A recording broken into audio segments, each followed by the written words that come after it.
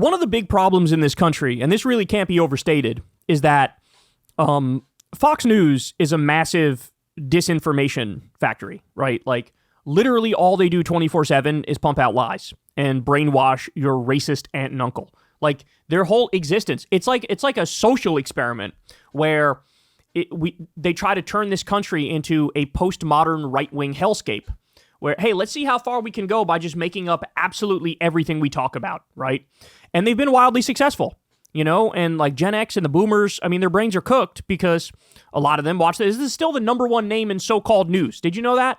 They're number one in so-called news, which means all these people who watch Fox, there was a study from back in the day, at least a decade ago, which showed that people are actually more educated on the news if they watch no news compared to if they watch Fox News. So you're better off watching no news than Fox News, because Fox News actively makes you believe ridiculously untrue things. With that being said, here's Greg Gutfeld, and he's going to go back and forth with Jessica Tarlov here. Jessica Tarlov is the Fox News liberal, and to her credit, she's not like Alan Colmes was back in the day. I know a lot of you guys probably aren't old enough to remember Alan Colmes, but Alan Colmes, he did the show Hannity and Colmes, and Hannity played like, you know, the Chad, tough guy, conservative who would scream and be right about everything. And Colmes played like the nebbish, meek liberal who would get fucking destroyed by Hannity. Like, he was basically like a professional loser, right?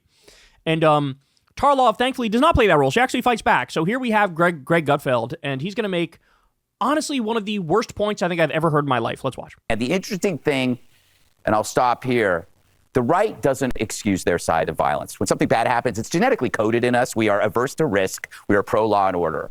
Oh, my God. Literally within the last 2 weeks, there have been 3 MAGA terror attacks. One was the attack on the Mormon church. That was a MAGA terrorist. Then there was the MAGA teenager who murdered 2 teenage girls because one of them joked about Charlie Kirk after he was killed.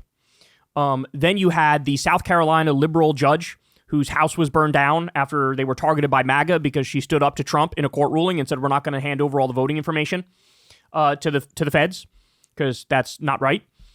So 3 MAGA terror attacks in a 2-week time period. Has Greg Gutfeld talked directly about those and said, this is on MAGA and they shouldn't do this and this is bad? No, what they do when these happen is first they try to obfuscate and blame it on the left if they somehow can. If they can't achieve that, just move on. Shut the fuck up, move on. Shut the fuck up, move on. The idea that, we're amazing, cute little angels. We've done nothing wrong and never have. Oh my God, this is so pathetic. The right doesn't excuse their side of violence. When something bad happens, it's genetically coded in us. We are averse to risk. We are pro-law and order. We don't romanticize edginess. Oh my God. Literally all of 4chan is right-wing psychopaths who fetishize edginess. And we love law and order. We believe in law and order. Oh my God. Really? Really?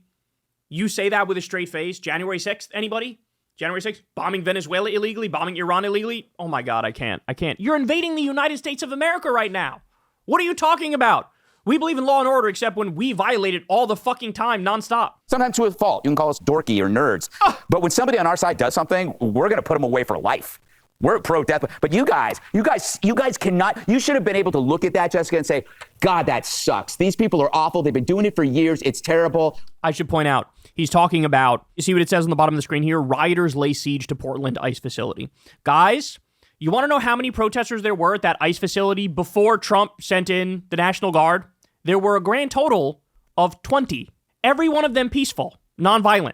So Trump decides to inflame tensions, purposefully make things worse, and then he goes, why are you not condemning the side that wasn't the problem? You should condemn the side that wasn't the problem. Why is it that my side is always linked to hating law enforcement? Why is that? You've got to be kidding me. Somebody literally just got fired in the FBI because they refused to perp walk James Comey, knowing that the charges against him are mucked up bullshit.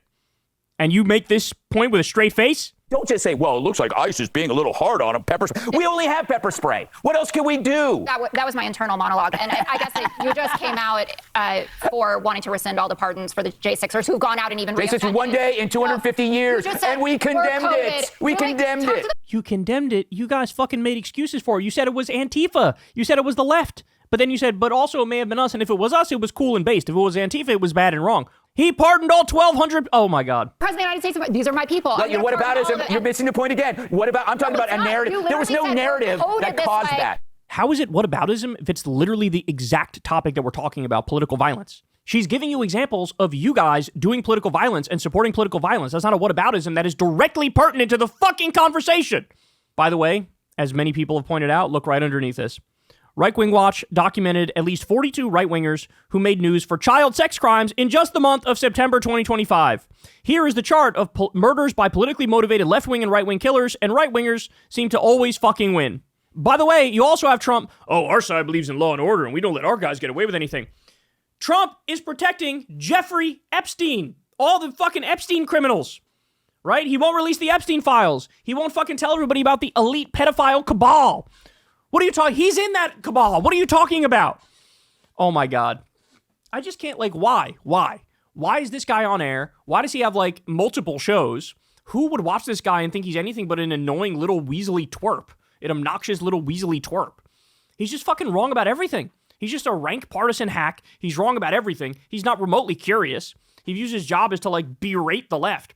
And this is the sort of garbage that's pumped into your fucking boomer uncle and aunt and Gen X uncle and aunt's head 24/7 and makes them objectively worse human beings. I can't, man. I can't. It really is disgusting, isn't it? Like, at a time when Trump is going full fascist and invading the United States of America with the U.S. military and setting up fucking concentration camps and having ICE zip tie naked children, right? He's like, we're demure little angels and we're amazing and we've never done anything wrong and we would never let our side do anything wrong. What? Make it stop. Just make it stop. Hey, y'all, do me a favor and like and subscribe. It helps out big time in the algorithm. Click the bell as well for notifications when videos drop, and watch that video on screen right now. You know you want to.